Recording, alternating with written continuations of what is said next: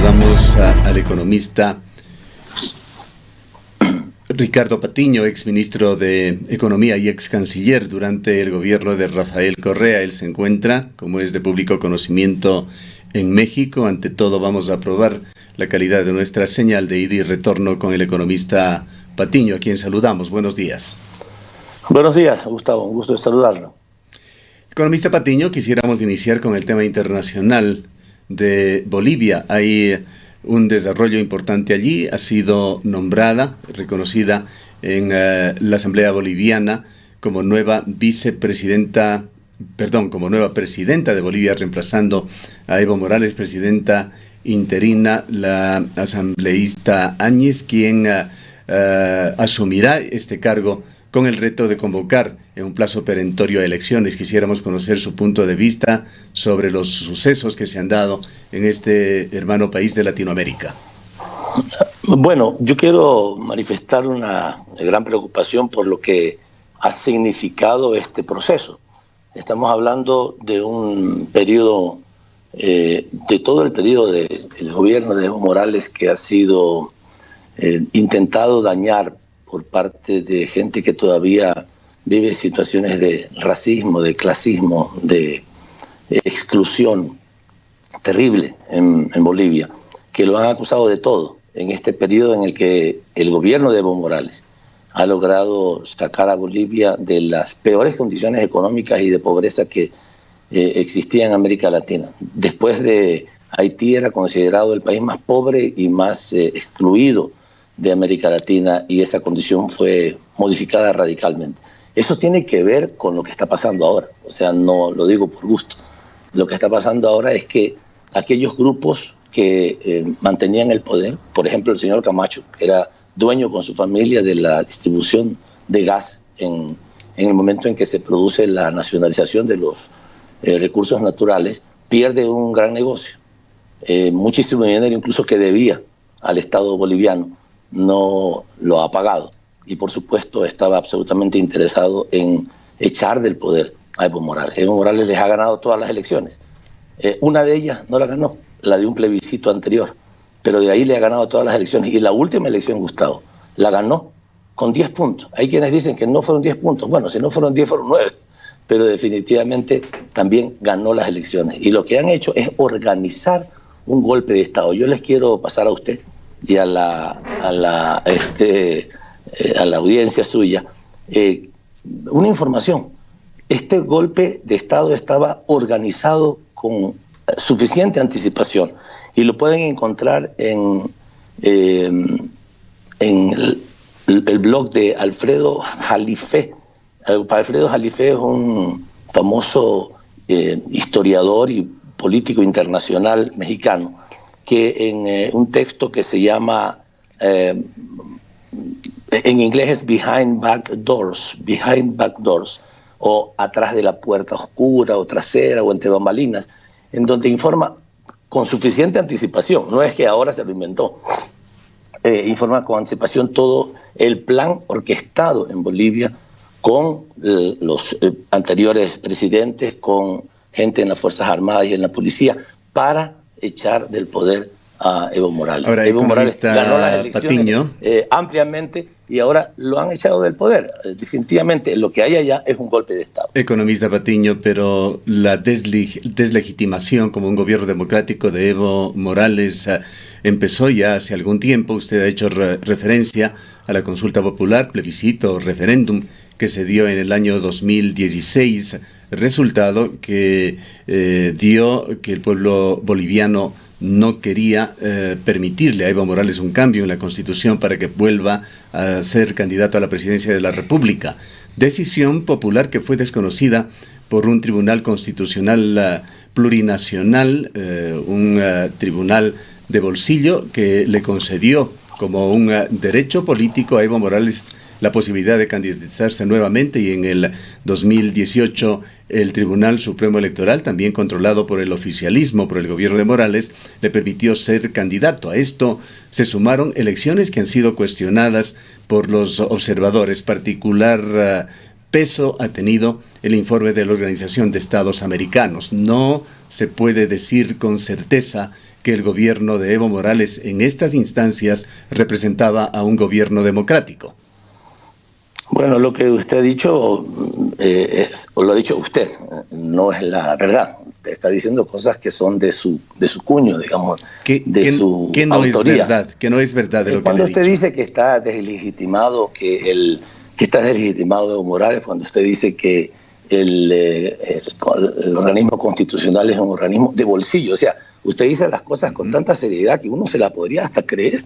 O sea, cualquier persona diría, caramba, es cierto, todo esto es cierto. Pero ahora dice usted que ese es una corte constitucional de bolsillo. Fantástico. Entonces, ¿por qué ahora no es una corte de bolsillo cuando está reconociendo esa asunción del poder de la señorita que ha asumido el poder para esa ocasión? Sí sirve, sí, ya no es de bolsillo, sí es serio, y en la otra ocasión no es de bolsillo. Evo Morales recorrió a una instancia usted puede dimensionar, economista Patiño, la gravedad de la decisión además, lo dice que tomó, con tanta seriedad, que tomó esta cualquiera puede corte. pensar que es cierto.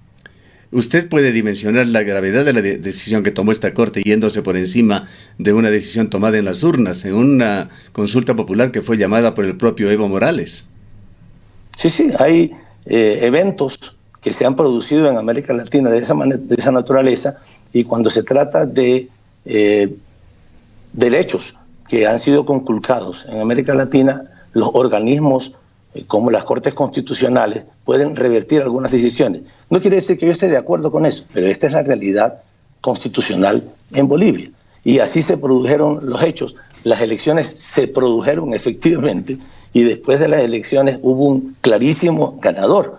Cuando el informe de la OEA, el informe de la observación de la OEA, usted lo puede revisar, tiene una serie de elementos que lo único que dicen es que creen que hubo algunas irregularidades y que no están absolutamente seguros del resultado, pero en ningún caso hablan de que, es decir, desmienten de que Evo Morales ganó largamente. Esto hay que decirlo, sí, porque con sus palabras, el informe de la manera en que usted habla, parecería ser el informe Evo Morales, pues, permítame terminar, parecería ser que Evo Morales definitivamente no ganó las elecciones, que está totalmente deslegitimado, y eso no es cierto. No, Evo Morales ganó las elecciones, eso es innegable. Lo que el informe de la OEA señala es que no ganó con el 10% de diferencia, que eso no puede este organismo corroborar.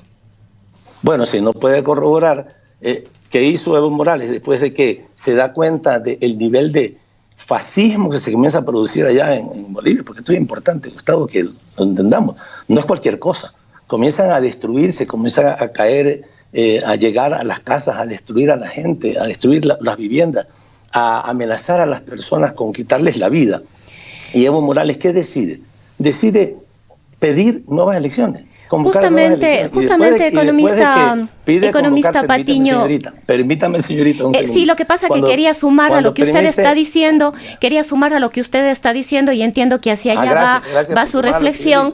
Entiendo que allá va su reflexión. La pregunta es, ¿qué pasó en Bolivia si es que después de este fantasma del supuesto fraude electoral, el propio Evo Morales resuelve convocar nuevamente a elecciones generales? Sin embargo, la situación no logra ser controlada pese a este anuncio de Morales, que ya estaba dando un pie atrás y convocando nuevamente a elecciones, y se provoca toda esta situación que obliga de alguna manera a Morales no solo a renunciar al cargo, sino a encontrar asilo en otro país, en este caso en México.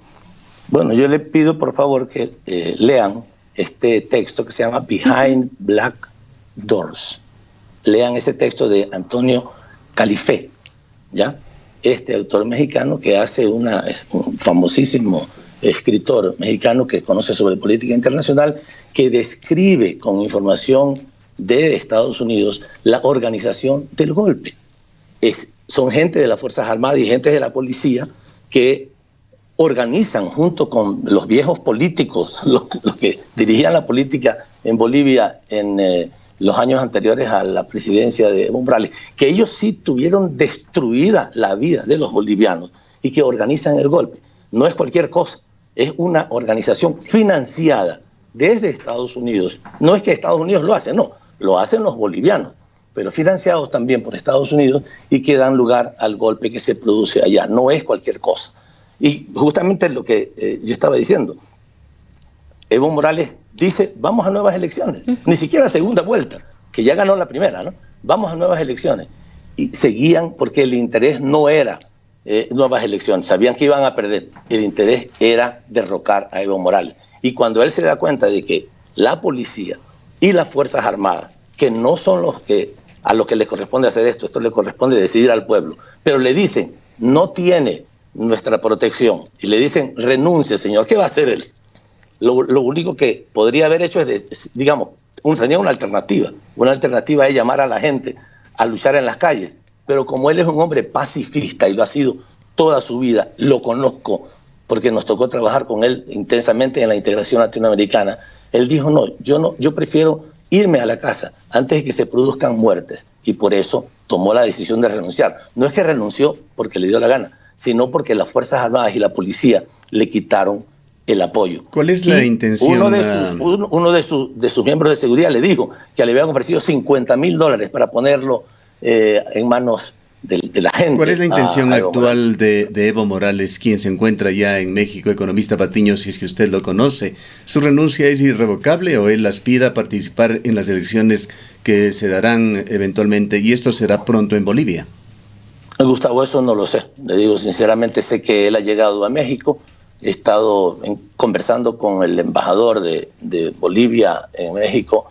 Me ha contado que ha llegado. No he tenido oportunidad de verlo. Me encantaría saludarlo, porque Evo es uno de los grandes líderes de América Latina, que ha puesto a su pueblo en el lugar que le correspondió desde hace mucho tiempo, y que los gobiernos anteriores, que son racistas y que ahora continúan con esa línea, no lo hicieron nunca. Tuvieron a su pueblo totalmente marginado. Evo lo sacó del abandono y de la pobreza. Economista Patiño, esto ha acontecido en Bolivia, pero nos gustaría también tener una mirada regional. ¿Qué es lo que ha pasado en la región en este último mes? En el último mes precisamente arrancó de alguna manera Ecuador con las protestas en el mes de octubre, los primeros días de octubre. La situación todavía es bastante sensible en el marco de un proceso de diálogo y de generación de propuestas y de modelos económicos, pero hay otra situación con una crisis que tampoco logra superarse ni ser controlada por parte del presidente Piñera allá en Chile. Ha dado también Piñera marcha atrás en algunas de sus decisiones, pero la gente continúa en las calles. Acabamos de analizar brevemente lo que ha acontecido en Bolivia, pero lo que se puede decir de alguna manera de estas protestas, o lo que ha unido a estas protestas, es una violencia definitivamente inusitada, que no se ha podido o no ha sido visible en protestas anteriores, o en protestas anteriores no ha habido tal magnitud de violencia como en esta ocasión. Bueno, quiero decirle que yo personalmente rechazo cualquier tipo de violencia, cualquiera. Pero también quiero tomar una frase de la secretaria ejecutiva de la CEPAL, de Alicia Bárcena, que dijo hace pocos días, estamos hablando de la secretaria ejecutiva de la CEPAL, de un organismo que es de las Naciones Unidas, el organismo que investiga la situación de América Latina por parte de las Naciones Unidas, que dijo el mejor alumno del neoliberalismo en América Latina era Chile, y parece que perdió el año. ¿Y qué quiso decir con esto? Que las políticas neoliberales, o sea, las políticas que dicen cero Estado, el Estado mínimo, que no intervenga y que la gente vea cómo se las arregla en su vida, pero no debe haber una organización de la sociedad que se preocupe de la vida de la gente, que un Estado que venda sus bienes, que disminuya los recursos para educación, para salud, etcétera, va a fracasar. Ya fracasó a fines del siglo pasado y ha fracasado en sus intentos de recuperarse en este periodo. Está el ejemplo de Chile, el mejor alumno del neoliberalismo. La gente no dice que solamente le rebajen los 30 pesos de la tarifa del metro, sino que son 30 años de fastidio que tienen. ¿Qué ha pasado en el Ecuador? Con el retorno del neoliberalismo de Lenín Moreno, también la gente ha reaccionado con violencia, insisto. ¿Hubo, economista Chile, Patiño, en Ecuador un intento de golpe de Estado, como lo ha afirmado la ministra María Paula Romo? Déjeme concluir para luego pasar a Ecuador, porque yo creo que hay cosas muy interesantes que decir, pero voy a ser muy breve. Decía que Chile fracasó el neoliberalismo, digamos el neoliberalismo que lo impuso Pinochet, ¿no? Luego Lenín Moreno, que retorna con el neoliberalismo, fracasa. Fracasa Argentina.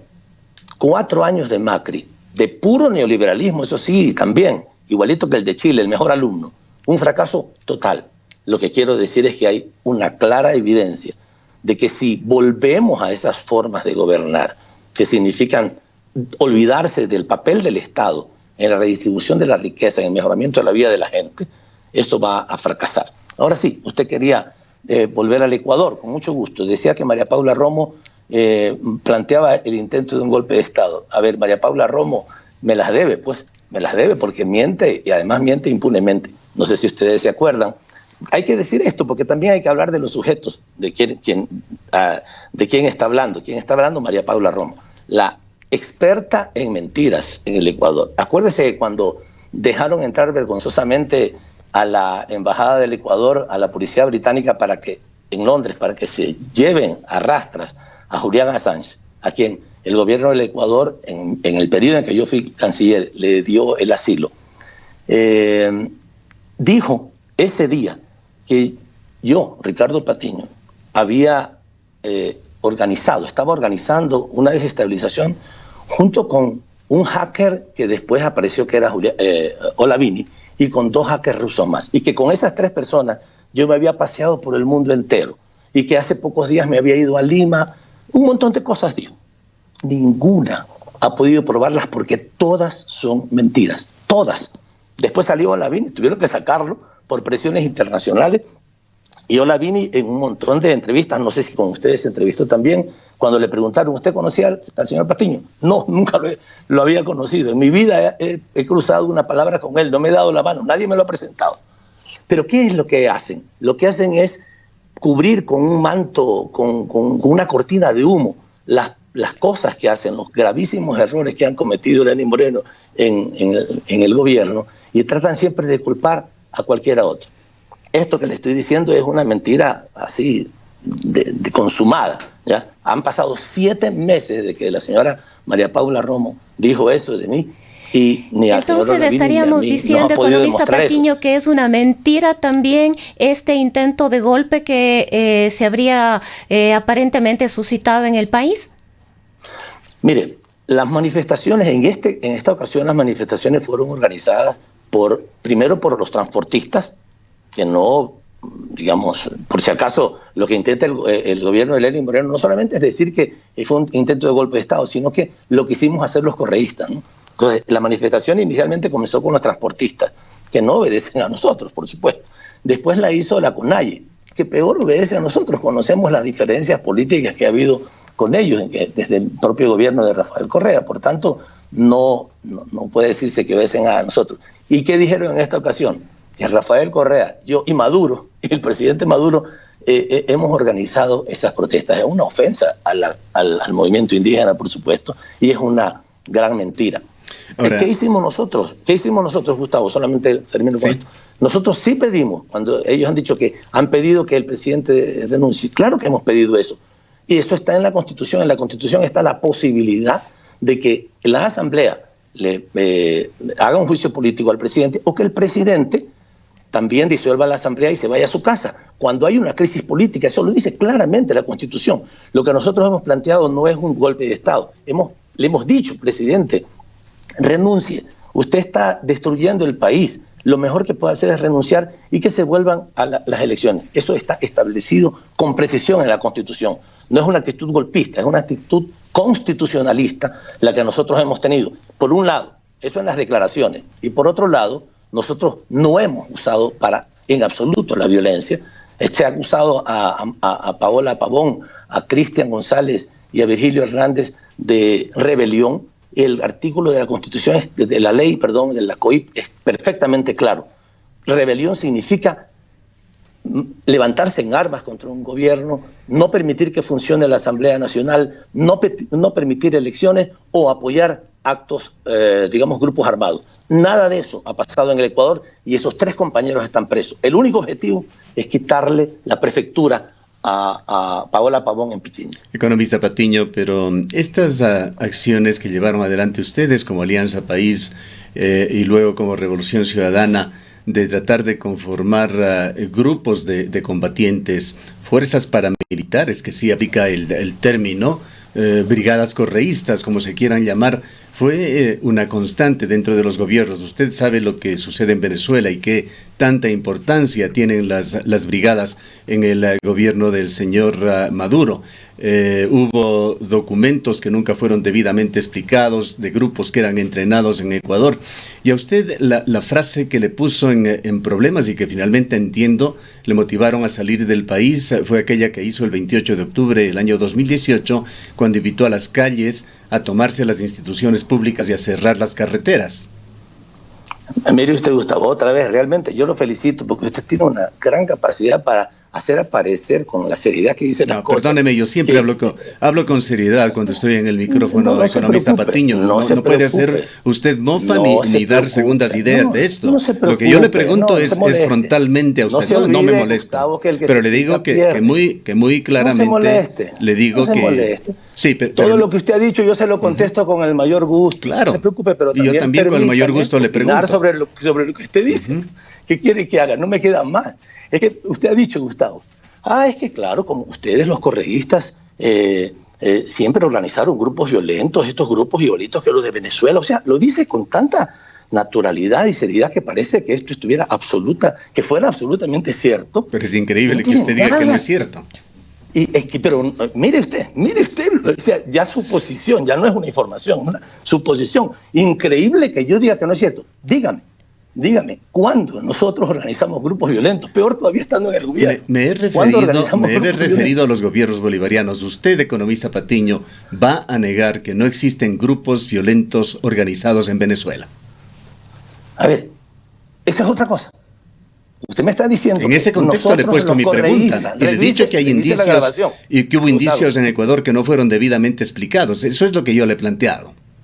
Que no fueron debidamente explicados. ¿Cuál no fue debidamente explicado? Recuerde aquellos eventos en algún parque de Quito en el cual quedaron filmaciones que todavía los puede encontrar usted en internet.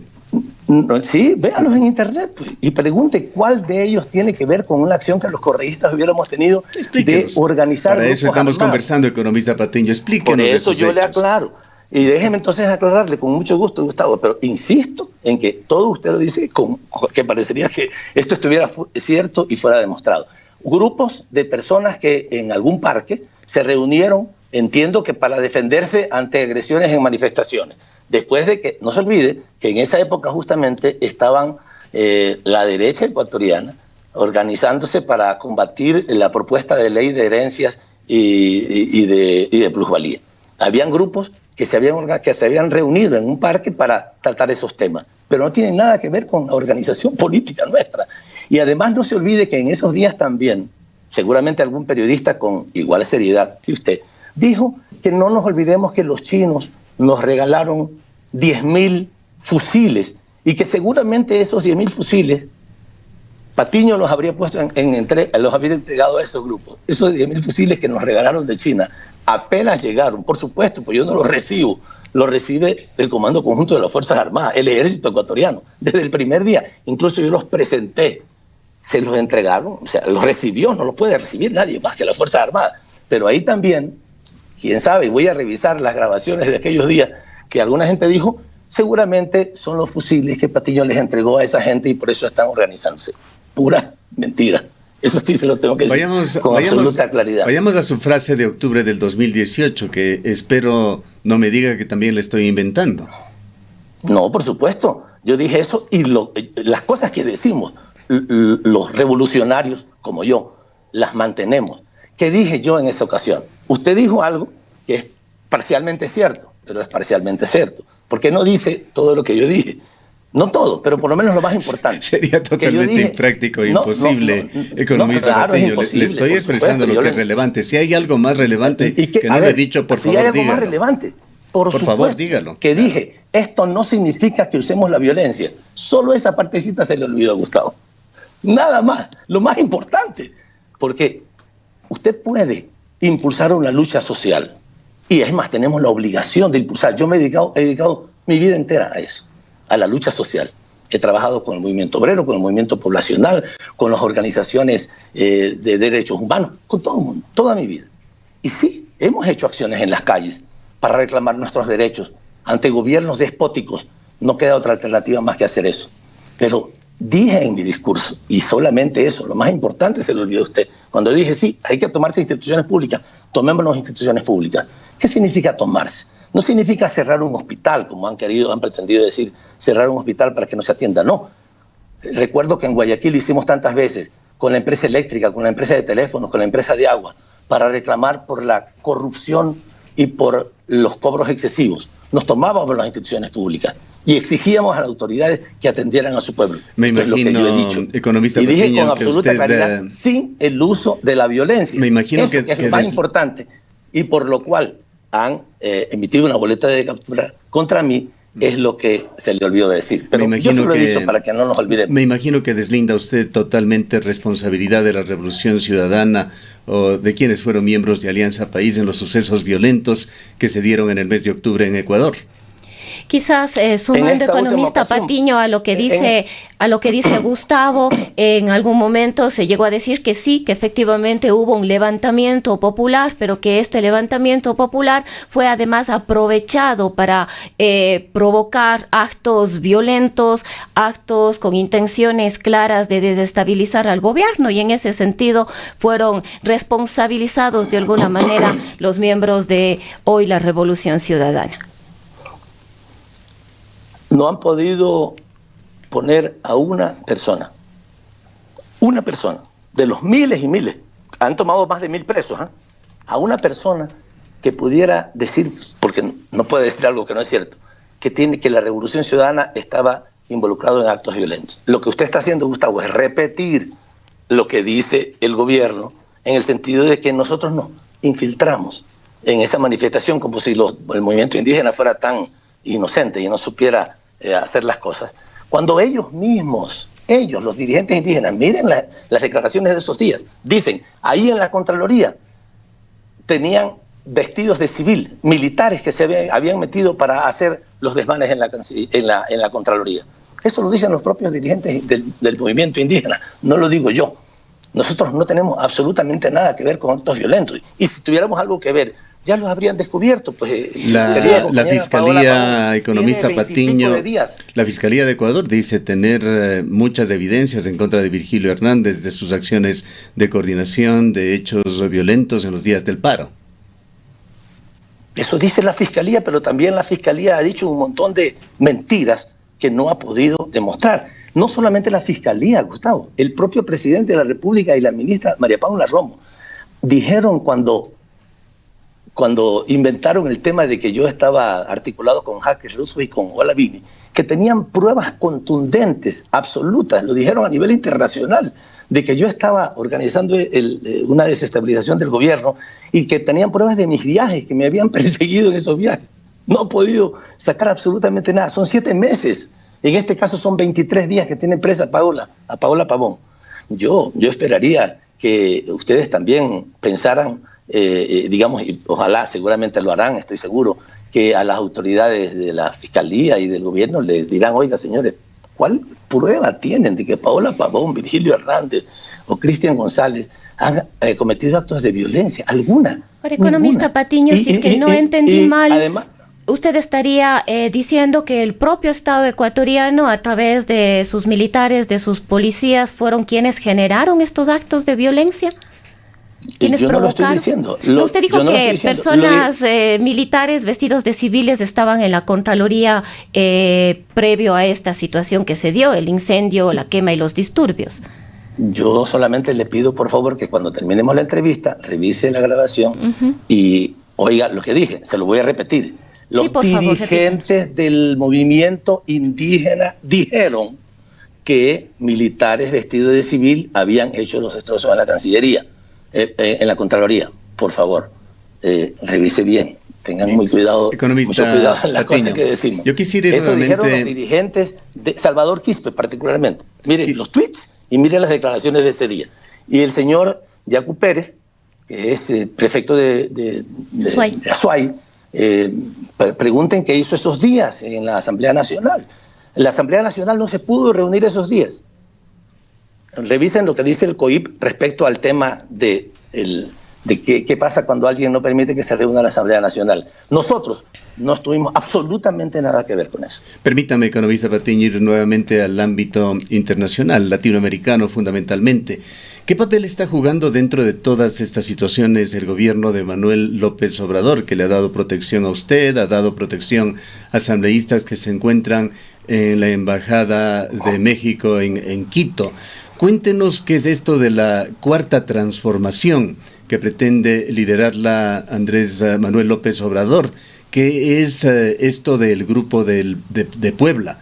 ¿Cuáles son los objetivos? ¿Qué es lo que están logrando? ¿Hacia dónde camina?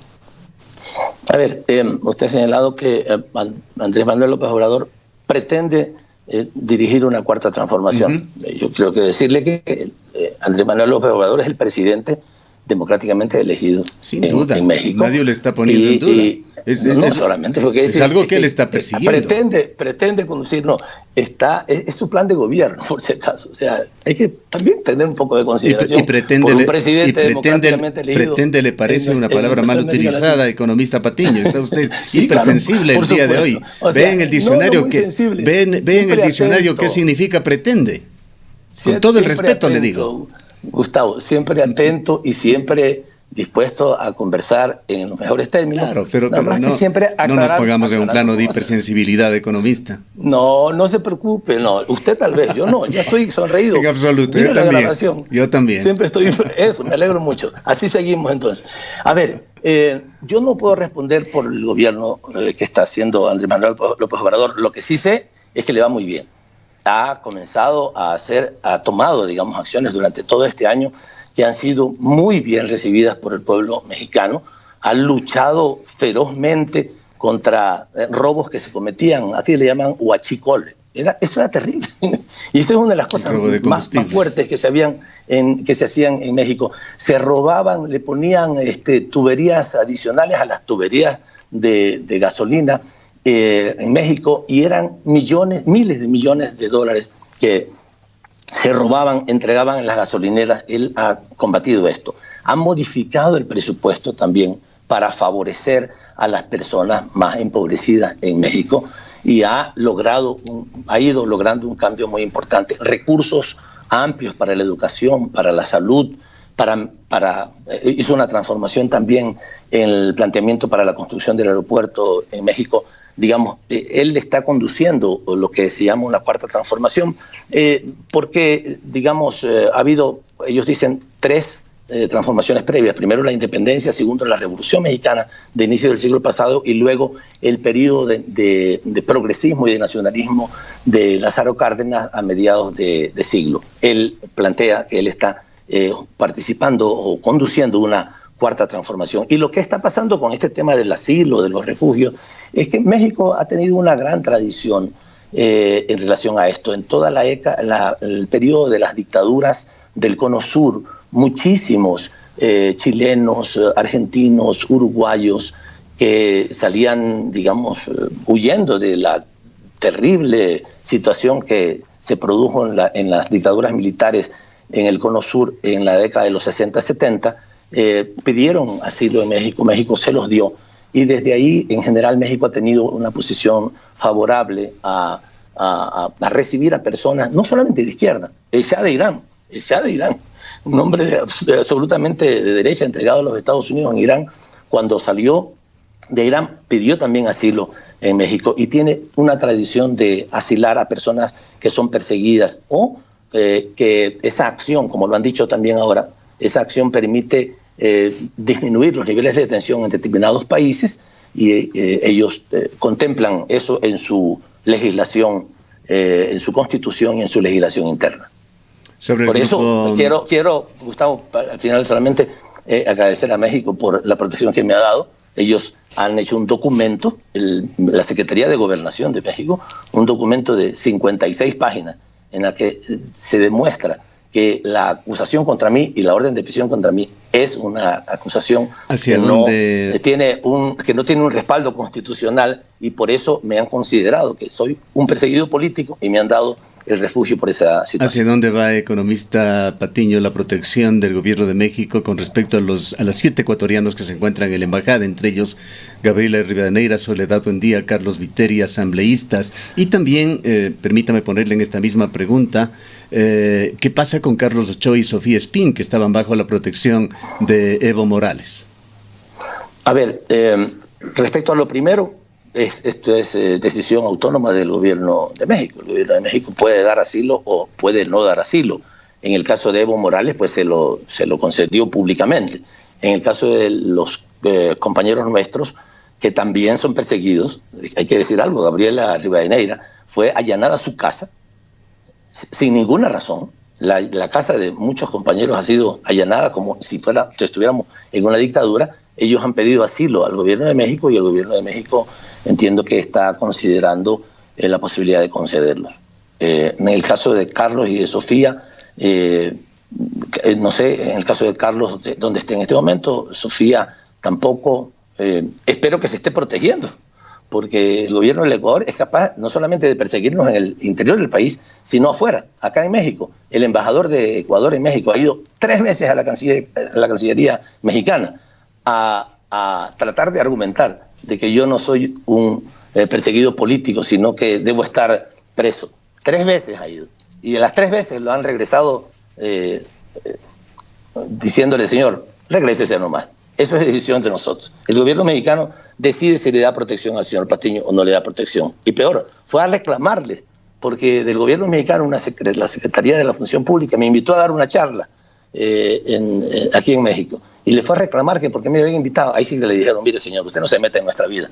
Los mexicanos, el gobierno mexicano es absolutamente soberano, decide a quién invita y a quién no invita. Nosotros invitamos al señor Patiño porque lo respetamos. Así que por favor, retírese. Una pregunta más con respecto a este mismo tema, economista Patiño. ¿El gobierno de México le da a usted, da a los ecuatorianos que protege también en el caso de Evo Morales apoyo económico?